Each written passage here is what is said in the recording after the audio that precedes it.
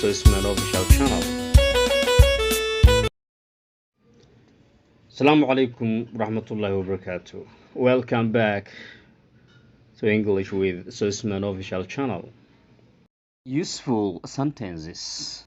Jumlado waxtar leh oo constructive sentences. Jumlado wax ku ool leh, waxtar leh.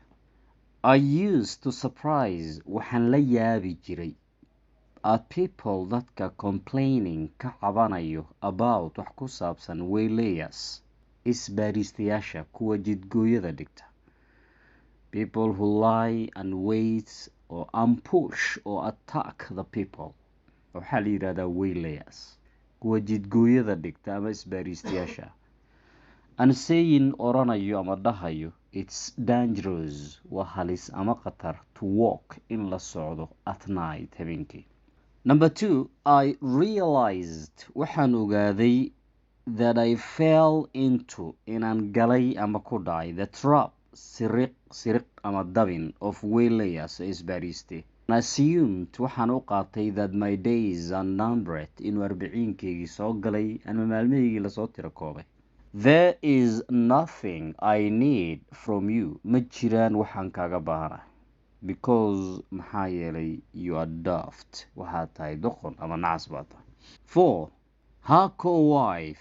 Islaantii lala qabay oo bahyarada ahayd. Her co-wife. Her lied ayaa kaga been sheegtay to her husband ninkeeda that she was responsible inay iyadu mas-uul ka ahayd for the disappearance lumista ama waayitaanka of gold dahab necklace katiin earrings dhegdhego and other expensive materials iyo agab kale ama alaabo kale oo muhiim ah from their houses guryahooda. 5. He drew on me a pistol. Waxa uu igu qabtay bistoolo. He drew on me a pistol. Bistoolo ayuu igu qabtay.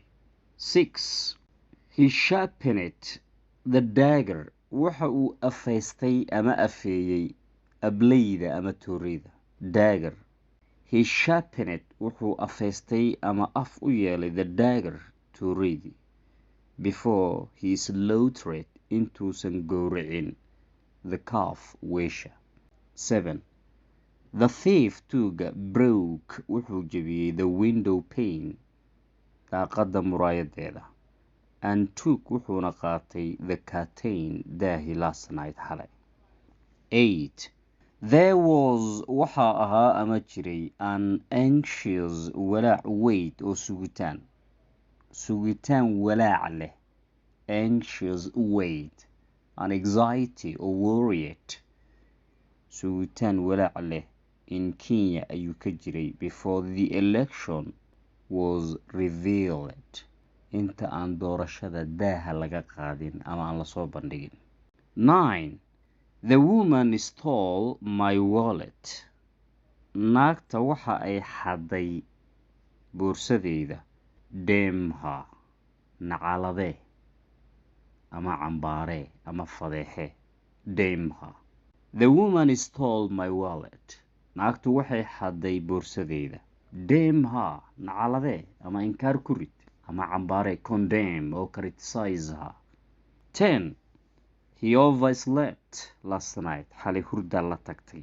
He overslept last night. Xalay hurdaa la tagtay. And got sacked this morning. Saakana waa lasoo ruqseeyey. Shaqadii ayaa laga soo ruqseeyey. Improve your pronunciation. Improve your pronunciation.